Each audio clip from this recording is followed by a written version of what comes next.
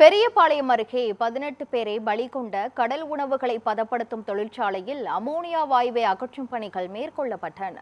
திருவள்ளூர் மாவட்டம் பெரியபாளையம் அருகே கன்னிகைப்பேர் கிராமத்தில் கடல் உணவுகளை பதப்படுத்தும் தொழிற்சாலையில் கடந்த மாதம் 21ஆம் தேதி அமோனியா வாயு கசிவு ஏற்பட்டதில் 18 தொழிலாளர்கள் உயிரிழந்தனர்.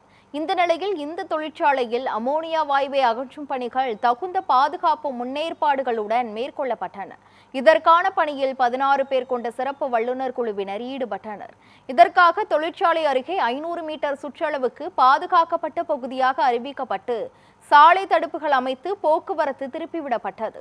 முன்னதாக மாவட்ட ஆட்சியர் உள்ளிட்ட பல்துறை அதிகாரிகள் தொழிற்சாலையில் பல்வேறு ஆய்வு பணிகளை மேற்கொண்டனர். முழுமையான ஆய்வுக்கு பிறகு தொழிற்சாலையை நிரந்தரமாக மூடுவது குறித்து முடிவு செய்யப்படும் என்று மாவட்ட ஆட்சியர் கவிதா தெரிவித்தார்.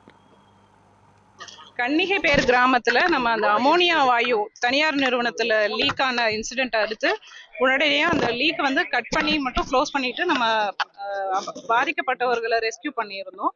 இப்போ அங்கேயே அந்த ஸ்டோரேஜ் டேங்க்ல 1.5 to 2 டன் அமோனியா இருக்கு.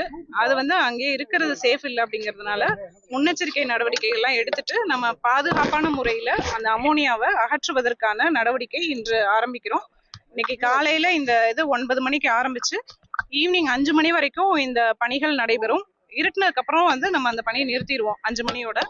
அதுக்கு அடுத்து நாளை காலை திரும்பியும் 9 மணிக்கு ஆரம்பிச்சு அந்த ப்ராசஸ் கண்டினியூ ஆகும். 2 தினங்கள்ல அந்த ப்ராசஸ் முடிஞ்சிரும்.